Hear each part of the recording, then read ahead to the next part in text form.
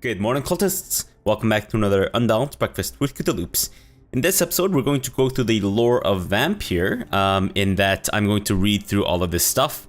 It seems like they've built a fairly complex and well-detailed world, and I think it would be a crying shame if we don't, at least explore some of this and maybe have some discussions and whatnot. So I think the best place to start would probably be the origin of vampires. I'm not quite sure what the best way to go through all this is, but I'm just gonna go from origin of vampires and then just go clockwise. And then we'll end up with the Brotherhood of St. Paul's Stole. I don't know, we'll see. The Heresy of the Pure Blood. Pure blood, we know the expression. We heard it in the foul mouth of the heretics and the foreign barbarians. Used it sometimes ourselves. But do we really know what it means? A vampire born from an immortal belly. What a disgusting idea. How would such a creature find its place among the livings? The livings?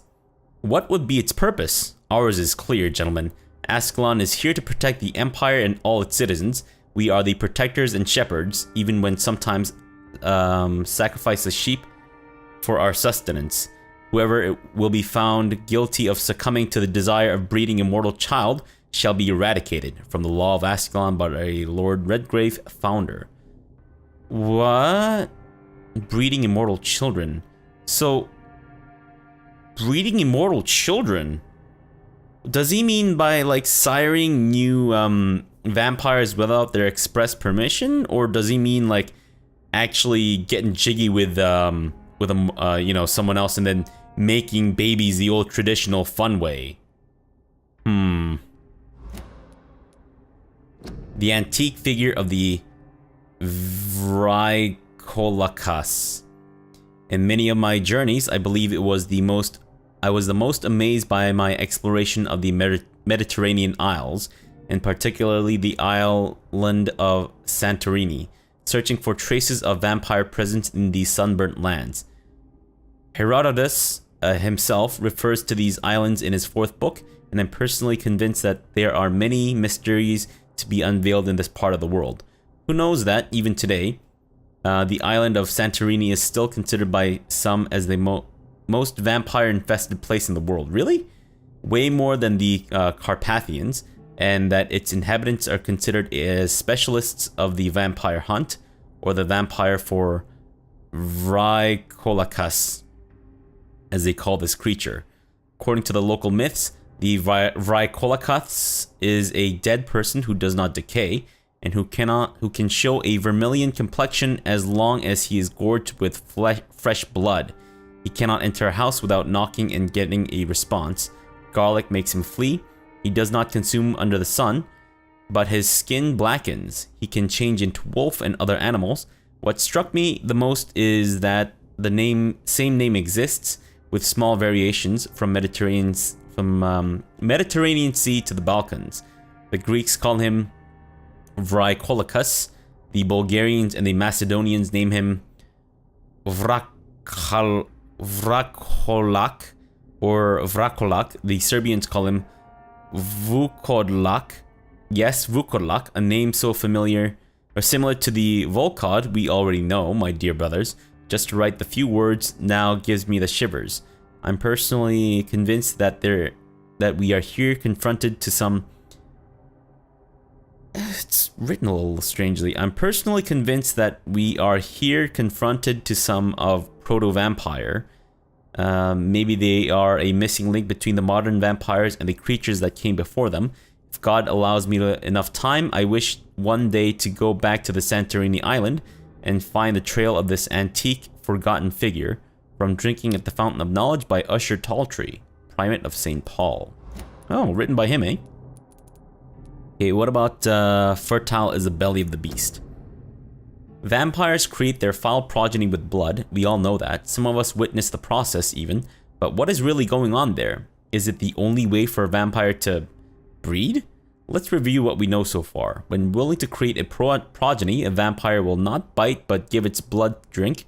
Most of the victims die when bitten, but some of them survive and turn into leeches themselves. This only happens when they have assimilated the vampire blood one way or another. It is not the person's bite, but its blood. that infects the victim, who will turn if he or she survives the suffering of the metamorphosis. It also seems that a vampire can breed by having intercourse. Oh, really? The vampire mates to produce a child. Sexual intercourse between vampire and human rarely produce any birth, but some of them tried anyway. The vampire gestation is only a few weeks short, and the pain is almost unbearable for the mother. If she is mortal, she will not survive the birth. The vampire comes out of her womb by tearing apart her entrails. If the vampire is a blood drinker, it will probably survive and regenerate. The newborn vampire will quickly grow and turn into an adult vampire in only a few months. Really? What the hell? From The Adversary by Kendall Stone, founder of the Guard of Priwen. That's insane. Are you serious? Okay, now we're on to the Great Hunt section. The Blood Night Tragedy. Only a few of us remain after the shock of the Great Hunt. I was one of them. I remember how the sudden attack of the enemy caught us all by surprise. Blood was shed during those few nights. Some of us who survived chose to exile. I don't blame them, but I regret their lack of fortitude. For it is courage we need to protect the interests of the Empire. Courage. We need to defend the values we stand for. May we all remember that William Marshall himself never lowered his head. My beloved maker may be long gone now, but his presence is still among us. We keep a few drops of his sacred blood to remind us what we are and what we seek: honor, purity, and excellence. I had the privilege of speaking with the knight many times as his progeny and as his friend. He spoke to me of the tear of angels, the holy beverage supposed to appease the inextinguishable hunger we all feel, that he never ceased to search, even without knowing if such artifact exists. I admired his tenacity, and it is this tenacity, this indefectible belief in something bigger than us, that will make us survive any future great hunt launched by our enemies. Ascalon will be rebuilt always, for it is an ideal. Right. The crime of lost knowledge. Vampires are dangerous, deadly, vicious sometimes. This is a fact, and I won't deny it, and that's precisely why we must understand what they are, sometimes who they are, in order to achieve a better mutual understanding. Do you remember the interview with Titus Flavius Josephus? Okay. Conducted by one of us in 1548 when he finally encountered the creature in Spain? Do you remember how each of the very carefully chosen words expressed by this vampire warmed our heart each time we read them? For they were all extraordinary windows to a past of which we only have glimpses. Well, Titus Flavius Josephus is no more, since the Vatican's hunters destroyed him a few weeks ago, and with him vanishes unearthed treasures of knowledge about the pillars of our civilization. This is a crime probably as heartbreaking as the killing of an innocent life by a vampire. This is exactly why the path of the Guard of Priwen is as criminal as it is barren. For each time they successfully conduct one of their methodical hunts on the old vampires of England, instead of carefully and respectfully approaching them, they destroy a part of our common roots with the immortals. They wipe an opportunity. The concept of Great Hunt is a crime, for it blindly kills words and thoughts.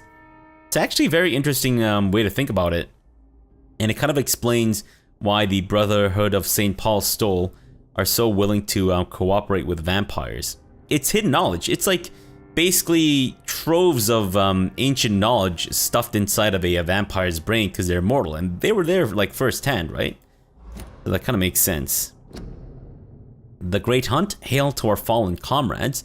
Hail to our fallen brothers. Hail to their bravery, for we prevailed. The Guard prevailed, my brothers. We hunted them down, the enemies of mankind, hidden in the dark tunnels of our modern cities. We found them in their nests and dens, and they perished. We brought the fires of battle to the blackest pits. Never had such large-scale war been engaged by mortals against immortals. Remember this victory, my brothers, for it seals and proves our methods. Never sleep, never surrender, never give up. Yes, my brothers, our method is good, and England is safer tonight thanks to you. Thanks to those of us bitten and killed by the enemy, our trembling hand when they turned against us. Do not tremble, my brothers. Do not doubt. I cry tonight for the fallen comrades. I cry, for I'm an old man who finally saw my goal accomplished as I live my last years on this earth. The Guard of Priwen is only a half a century old, and we have already accomplished much more the traders of St. Paul in half a millennium. This was our first great hunt. Let them leeches who survived our wrath remember we won't stop. Well, if they survived, I mean, I guess you can't really... I guess it's a partial success. Alright. Let me take a bit of a drink, and then I'll continue on, alright? Alright, I'm back. Let's continue on with the need for blood of the recreational use of blood. As Ascalon members, we always tend to respect etiquette. We are in all ways members of the good society, sometimes recognized as public figures. We do not find our delight in orgies and bloodbath. Damn. Like our adversaries assert we do. And if one of us were caught in such caricatured and immoral act, he would receive the appropriate opprobrium. But what about the blood? What about its recreational use? How could we deny the ecstasy the vermilion ambrosia brings us? And with what else could we toast with, as any good fraternity should? To answer this delicate question, the law of conduct inside the club goes as follows. As long as the original mortal vessel is not brought inside our walls, each member is allowed to drink whatever he wants, for his own usage or to share it with friends.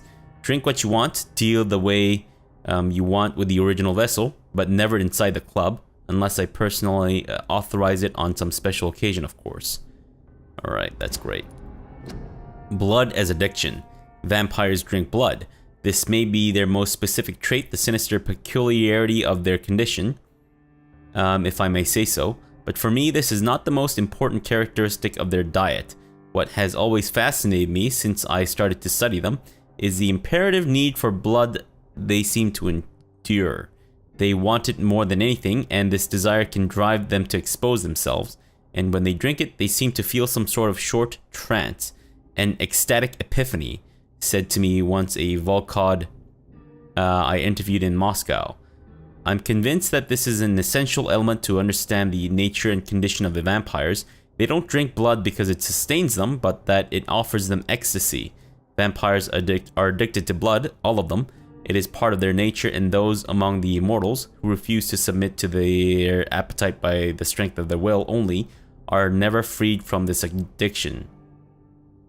I feel like this is written a little oddly, or maybe I'm just reading it a little strangely. It is part of their nature among those immortals who refuse to submit to their appetite by the strength of their will only are never free. What? Anyways, vampires feed on our souls. Vampires drink our blood, but they feed on our soul. How could we believe that any man or woman killed by these foul creatures, bitten by their filthy mouths, could then be accepted into heaven? No. Their bodies have been defiled and their souls have been corrupted. Their place is now in hell with the legions of blood-sucking demons. Vampires feed on our souls. And written by Clarence. Great, thanks Clarence. Extermination of the rodents. No mercy, no excuse, no forgiveness. These are the simple rules all members of the club shall apply when dealing with scals. Whenever you face one, exterminate it. Whenever you suspect a vampire of creating scals, report him immediately to Fergal Bansha and to myself. Really? Lord Redgrave, really? What a hypocritical bitch. Scals are a permanent threat to us, for these despicable creatures have no control of their appetite or their primitive instincts. The only case when a scal can be momentarily spared is as long as it can provide us with really useful information for our projects. In any other case, London must be cleansed of the disgusting rodents. My God, how about we start with you, Lord Redgrave? I'm really sad that I didn't get to get into a tussle with him. Origin of the scals. It has been established for some time now that scal is the vernacular name of a different species of lesser blood drinkers.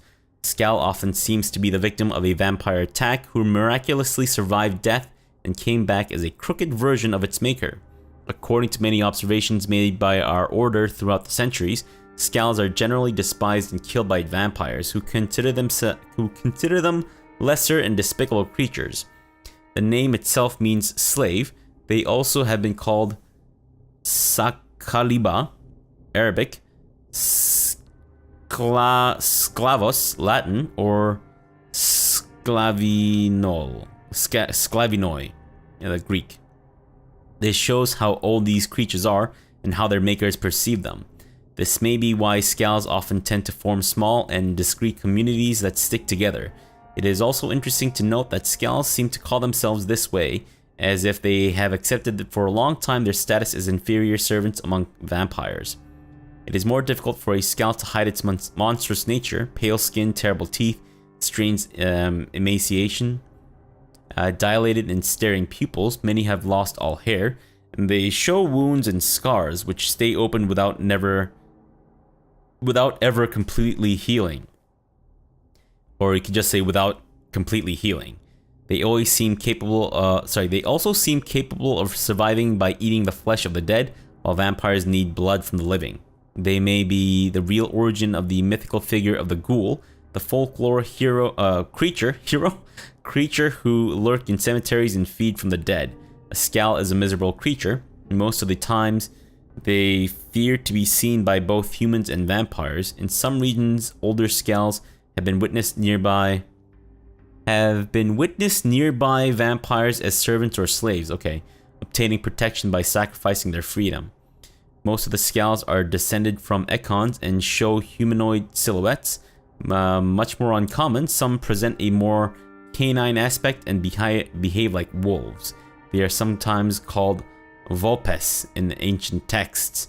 At least a third type exists in the shape of a bird or bat, and they are called Corvus, which I believe is Latin for crow. William Marshall himself referred 3 times to some bat-shaped creature he called vampire in his memoirs. Other types may exist, unknown or unidentified for now. And this is from Usher Talltree. Okay. The Ichor's threat.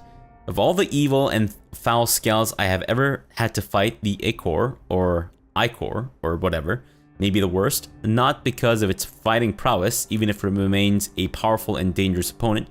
Not because of its superior wit or cunning plans.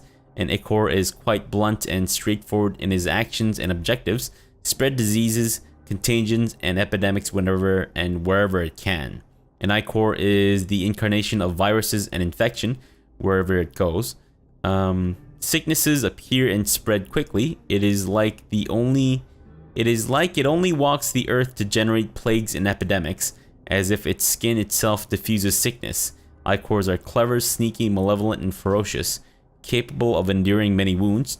To spoil a water tank, a granary, or a banquet, this is the kind of things an Ichor would enjoy to do in order to please its putrid and perverse nature. They are so rare that we do not know anything about them. The Lazy Brotherhood believes that they should not be considered vampires or Skals, but as something else. All I know is this: an Ichor must be destroyed by all means necessary as soon as it is spotted. Fair enough. The legendary vampires. The Blood Goddess Heresy. Great Britain is at risk, always, from many enemies. This is why we always must keep in mind as members of the Ascalon Club, but the worst enemy of all, the one we must always look for and crush down without mercy, is the inner enemy, the enemy within the closed circle of our immortal community. Heresy is the name of this enemy. Heresy toward her beliefs, our goals, and our roles. It has been more than a century now since the Druid Order appeared in the Empire. First, we thought they were just a minor blood cult, destined to disappear quicker than it had risen up. But the seed was strong, and the tree is blooming. What do they seek, these vampire traitors? To go back to some fantasy golden age of vampires? No. To worship some imaginary blood goddess who demand human sacrifices? Of course not. What they seek is power. What they seek is to challenge our authority as the Supreme Shadow Cabinet, destined to rule the Empire's destiny. Look at what they claim: to accept and welcome any Skal who embraces their faith and belief, to openly hunt and kill mortals, for they are just prey for their legitimate appetite, to install a new religion supposed to regulate every aspect of immortal life. No, my dear companions, the Blood Goddess Heresy is not about wearing white togas or dancing naked under the moon in stone circles. It is not about going back to the forgotten roots of our species. It is about undermining the pillars of civilization as we know it. We are the Ascalon, we are the guides of immortals through ages and to a better future. We may lie to them, but we care and protect them from all enemies, then this druid order is one of them. Are you saying that the druids were actually all vampires? Interesting. The myth of the horned vamp. Oh, this one's long. Okay, here goes. What is a tale but forgotten of or mythicized history? By essence, vampires are related to the concept of immortality, and they can be perceived as entities that live through centuries, thus becoming mythical figures themselves.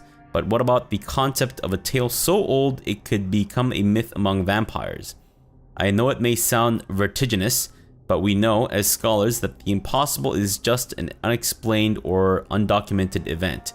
For a few years now, I've tried to find traces of a figure rarely seen amongst the English immortals, the horned vampire.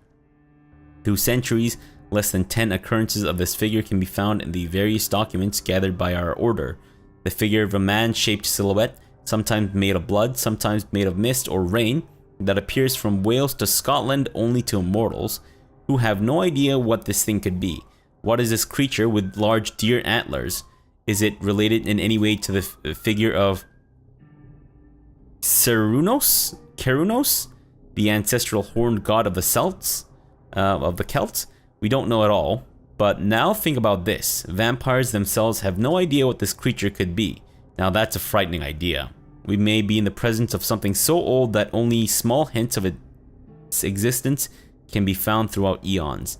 If this is true, we, as Brothers of St. Paul, need to investigate this entity, for it could help us understand the forgotten origin of vampires. As a reminder, I add to this letter a transcription of the only written evidence we possess concerning the horned vampire, the odd poem entitled Dreams of the Red Queen, supposedly composed by this entity. According to some vampire testimonies, this creature has sometimes been heard singing it while briefly appearing somewhere in Great Britain. I invite all of our brothers to study this text and consider it a testament of forgotten history. 12 dreams for the Red Queen under the crown of stone, that she may linger longer, with eyes kept closed. 11 thorns blooming from her troubled brow, awaiting the next harvest to be gleaned at brisk springs. 10 copper veins ripped from the belly of the earth, melted into tears flowing towards banished brothers. 9 glorious pyres on the scorched plain to punish those whose hands were slow to obey. 8 voracious beasts born from 8 restless nights, their backs hardened by their race with the sun. 7 notes of warning in the summer sky, compelling child to shielded sheets of sleep. 6 watchers bent on the hunting trails.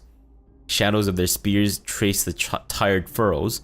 5 houses to fall before song's end, then 5 more reborn from their blackened ashes. 4 nails piercing the flesh of the sinner, restlessly hung to the dark wood of his crimes.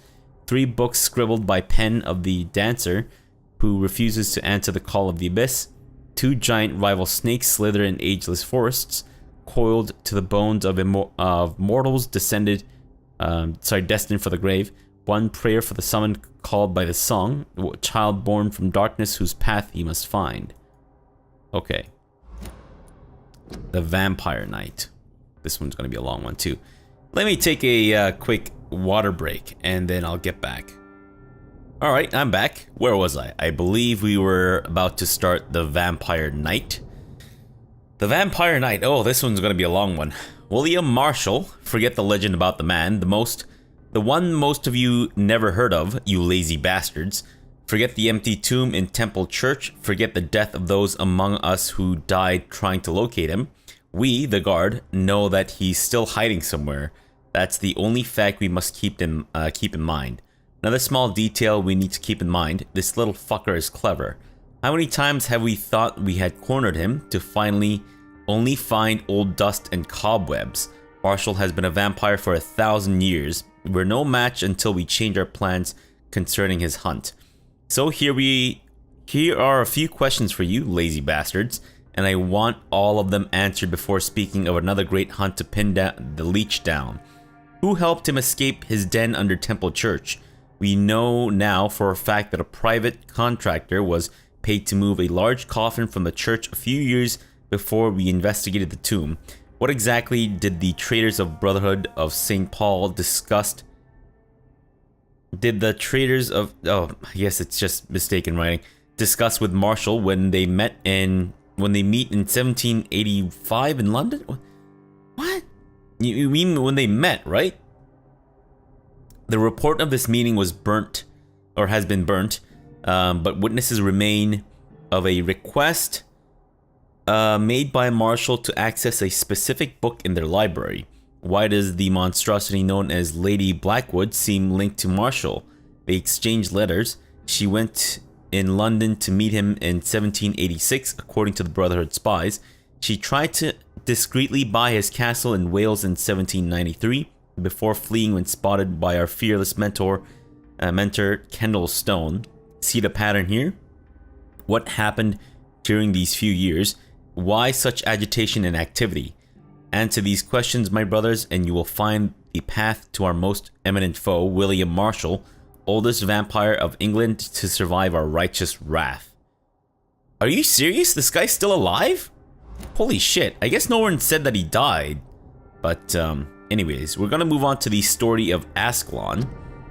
History and purpose of the Ascalon Club. The Ascalon Club is an association of gentlemen secretly aiming for the protection of the crown's interests. I founded it in 1837 to honor and perpetuate the legacy of my maker, William Marshall, 1st Earl of Pembroke and true protector of England. All the members of the club must be of good extraction and flawless moral fiber. Since the club accepts mortal members who will be duly observed and valued as proper candidates for immortality, the goal of the club is to impose respectable traditions and behaviors amongst the good vampire society, but also to promote and expand the imperial hegemony of England. We are the true elite of British society. We are Ascalon, the holy lance held by Saint George, protector of England. When the saints slew the dragon, as lance bearers ourselves, we vowed to defend the empire's interests. Great. The Vampire Club. Do you think vampires hide in the dodgy areas and hovels of London? No, they hide in the highest clubs and fancy houses of the West End. I know for a fact that some of them rule the empire in secret.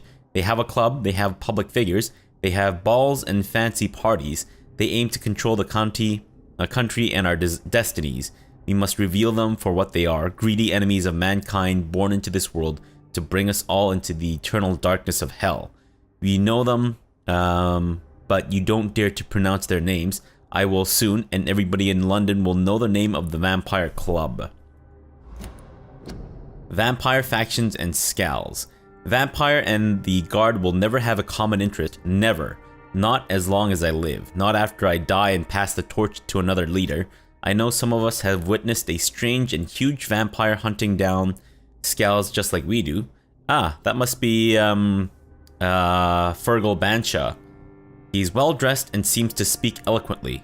But don't be fooled. If this unknown leech and his friends seem to hate scowls as much as we do, some of the others offer them safe haven in exchange for obedience.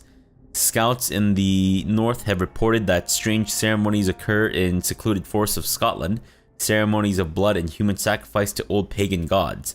They may be adversaries to the London vampires, but none of these leech factions could be our allies. All vampires must be destroyed, and no alliance will be made between them and us. Alright, I guess that's it for the story of Ascalon. Species of vampires. Supremacy of Echons. It is no coincidence that Echons are the most eminent and most numerous of all vampires. Echons are the true aristocracy, my bad. Aristocracy? Come on, man. Aristocracy of immortals, and if I may add, they are the only ones able to stay on top of the food chain. Everywhere I traveled, I only met Echons assuming mortal lives or forming an immortal society. Echons are the most human, most clever, and most educated of all vampires.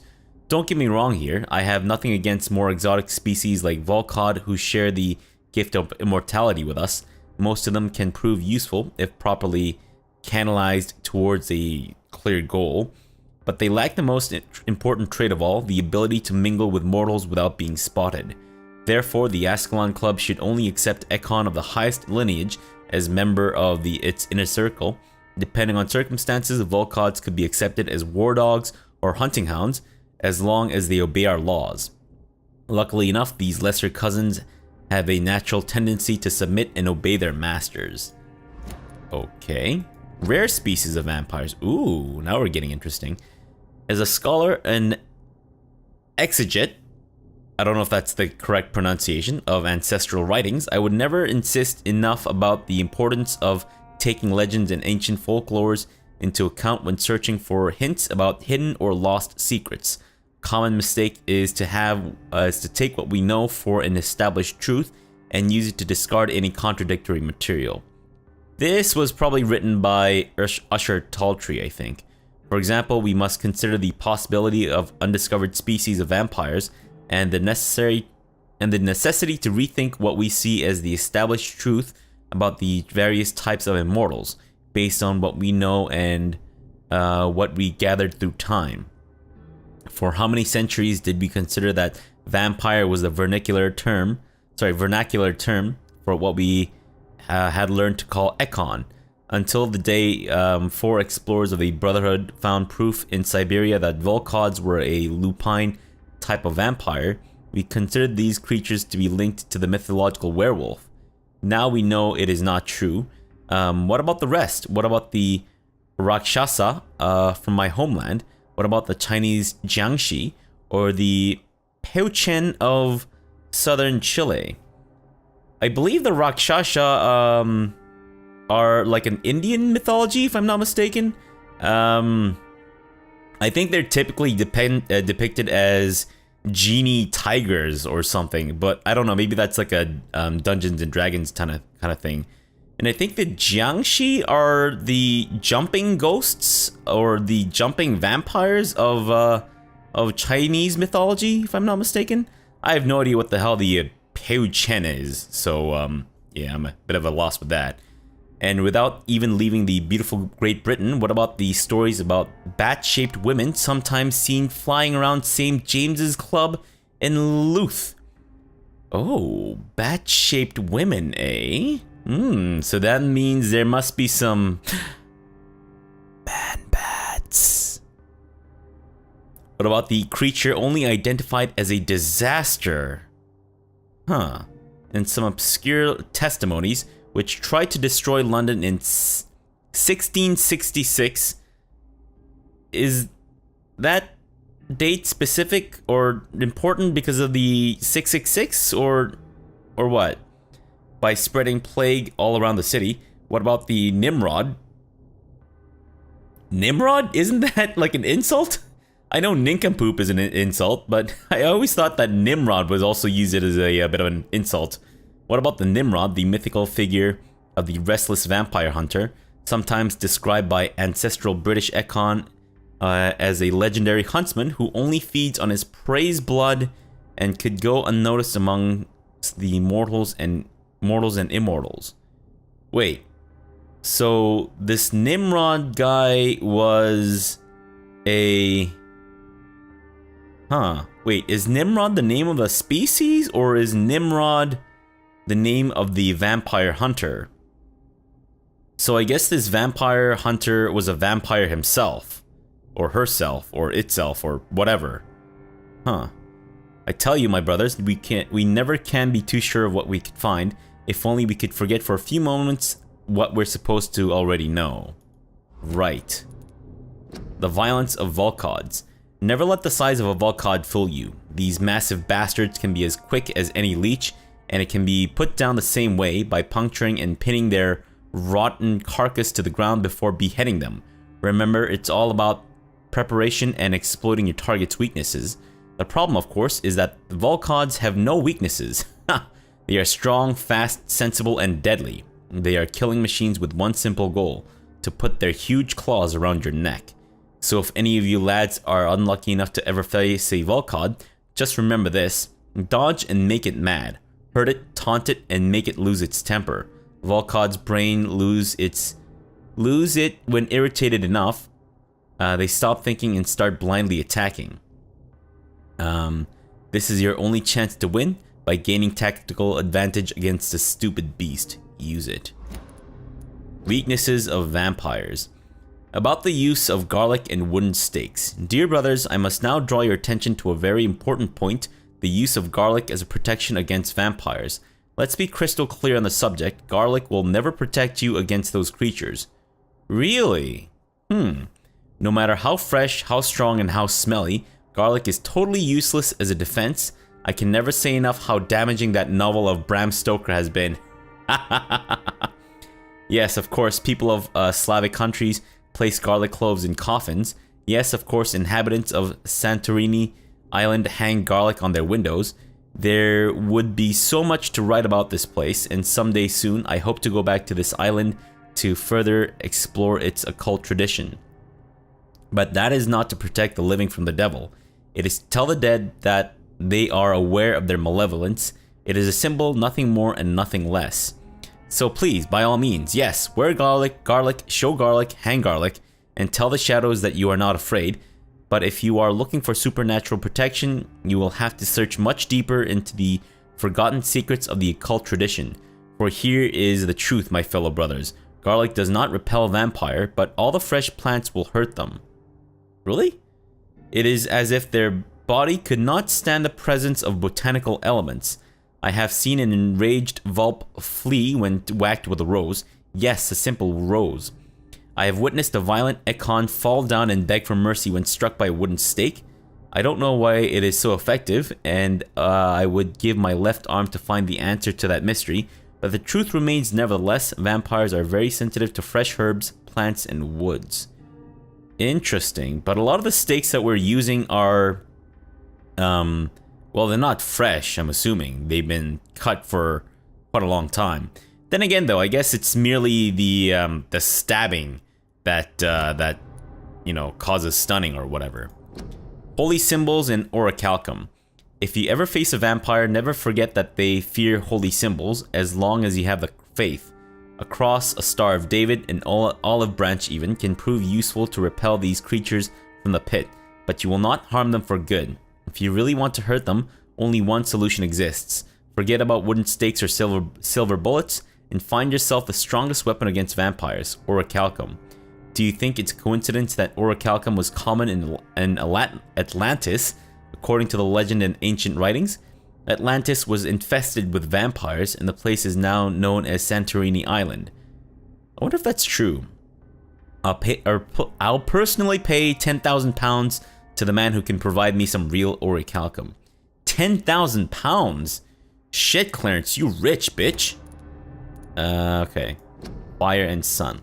Leeches do not fear the sun or fire, and they do not burst into flames or ashes when they are caught under rays of daylight, but it hurts them good, really good. I have personally chained a vampire to a tree to see what would happen when the sun rises. Its skin blackened in a few minutes as if it were burning from the inside. Its eyes and flesh melted, and I saw its unholy bones move and squeal as the beast tried to escape all day long. In the end, only a desiccated corpse remained, which started to slowly regenerate when the sun disappeared behind the horizon. Huh. I cut its head off to finally destroy it, and when I tried the same test with fire, the bloody leech never came back from the ashes. Fire is our weapon of choice, brothers. To burn the beast is the best way to kill it for good. Interesting. Leeches do not fear fire or sun or fire? Are you sure about that? Okay. Let's move on to the Guard of Priwen. Laughing at the Guard. For more than a century, the Guard of Priwen has been a dissident faction from the Brotherhood of St. Paul's Stole. It is important, as the divergence of opinion between our two fraternities are now well established, to remember what happened and why we shall, alas, consider these former brothers and our opponents and adversaries, and mock their law of conduct. Kendall Stone founded the Guard in 1801. He was a former legate of the Brotherhood and long-standing member of the Brotherhood Council. His departure was the result of an irreconcilable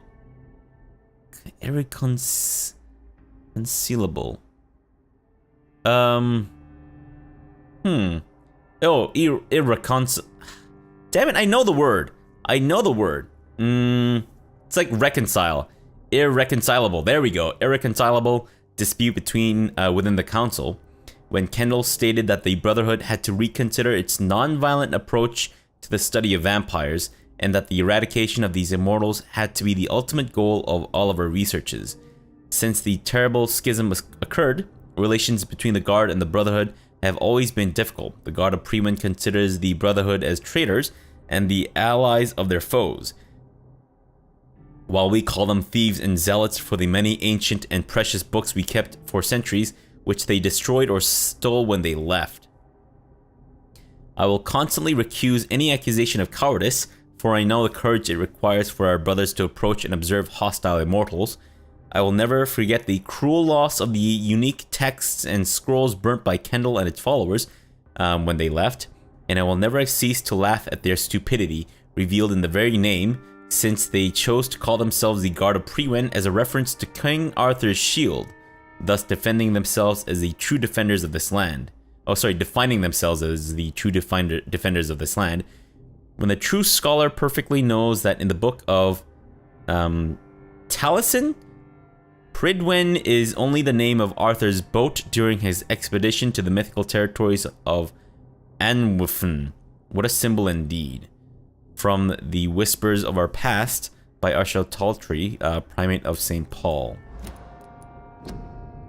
New practices, new tactics.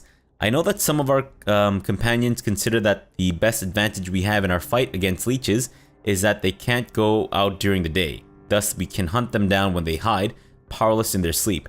This is a rookie mistake. First, because vampires are clever, and they have countless ruses and tricks to avoid being spotted in their den. Second, because they deploy many deadly traps to kill any intruders in what they consider their most precious sanctuary.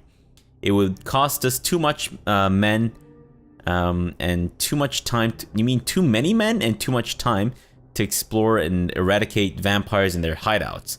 The best tactic is to follow and destroy them when they are really vulnerable, when they hunt at night. It is much easier to attack them then, for they can easily be spotted. That's why the Guard of Prewen must evolve and deploy new tactics to hunt leeches, small and mobile patrols, tactics based on technological advantages, modern communications. We can learn many things from the war in France, new strategy, new equipment, and new weaponry. Grenades, white phosphorus, ultraviolet light, bulletproof vests, and flamethrower. It is time for the Guard to embrace the 20th century. Written by Jeffrey McCullum. Okay, so we're on the last topic here. The Brotherhood of St. Paul's Stole, the Ban of the Dragon. Concerning the Brotherhood of St. Paul's Stole, I would advise our members to be very wary about these so-called scholars. Yes, indeed, most of them are always affable and respectable whenever they approach us, but it would be quite unwise for a discreet circle like the Ascalon Club to foolishly speak about our goals, our members, or our traditions. I also would like to remind our fellow members that the Brotherhood itself is ancient enough to have some mysterious traditions. One of them, according to some informants, could be the ritual of the so-called Ban of the Dragon. It seems that in certain conditions, when the Brothers of St. Paul find a violent or bloodthirsty mortal, they call upon him this ban. What is it exactly? I don't know. Does it really exist? I don't know for sure either. But what I've established is facts. As facts, it is that whenever a hostile or vindictive vampire has threatened London, it disappeared without a trace after the Brotherhood pronounced a ban upon him. The loyal Fergal Bancha himself has never been foolish enough to openly provoke the Brotherhood.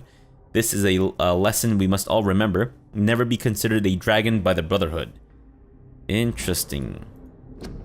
Origin of the Brotherhood. The name of the Brotherhood of St. Paul's Stole comes from the mythical figure of Paul Aurelian, Latin Paulinus Aurelianus, the great Welshman evangelist of the 6th century. Paul Aurelian is supposed to have died in 575 at the age of 140 years and was one of the 7 founding saints of Brittany.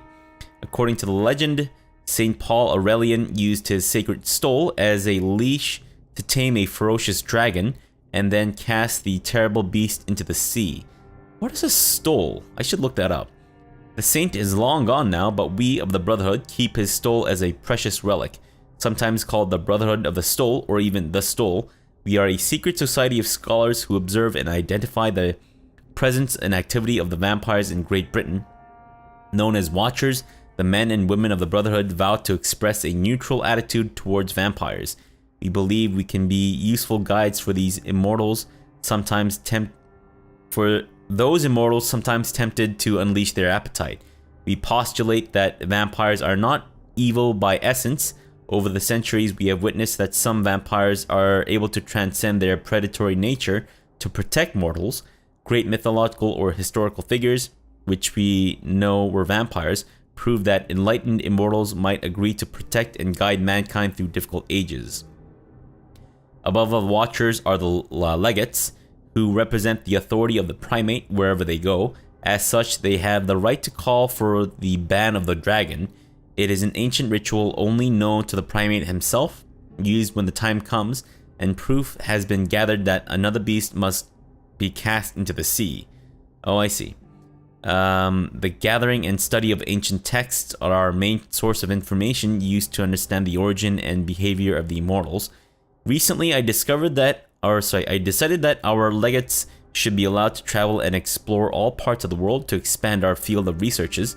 Blessed by the sacred stole, the bravest of our watchers even dare to approach and contact vampires to interview them and gather intelligence at the source. We still have so much to learn and to discover. Our journey may never end, and that may be the greatest beauty of our task. Great. So that's that one, and we have the last piece of lore now. The Lost Library. Do vampires have allies among the living? Yes, they do. They call themselves the Brotherhood, and they serve their immortal masters in many ways. Okay. Probably in exchange for privileges and knowledge. Somewhere in London is the seat of their power, where their secret council conspire against us. I call it the Lost Library. It is a place where these traitors gather many occult and lost books. I personally offer £1,000 to the first who can give me the proof of the existence of this library and its exact location. Wow, okay. Fantastic. Yeah, it does seem like they've got a pretty well-established lore system here, and I really hope that there's like a sequel or maybe like a spiritual successor that's kind of built into this world, because there's a lot of potential here. They've really set a fertile ground for more games in this universe, I think. So hopefully there'll be more, but we'll see. All right, well, that's gonna be it for this lore episode. Hope you guys enjoyed my stuttering and general inability to read stuff. Good. But yeah, we'll be back. I think I'm basically recording this right before what I think is probably going to be our final episode. So I'll see you guys then, I guess. But you know what? Never mind. Yeah, I'll see you guys then. All right. So for now, thanks for watching and have a good breakfast.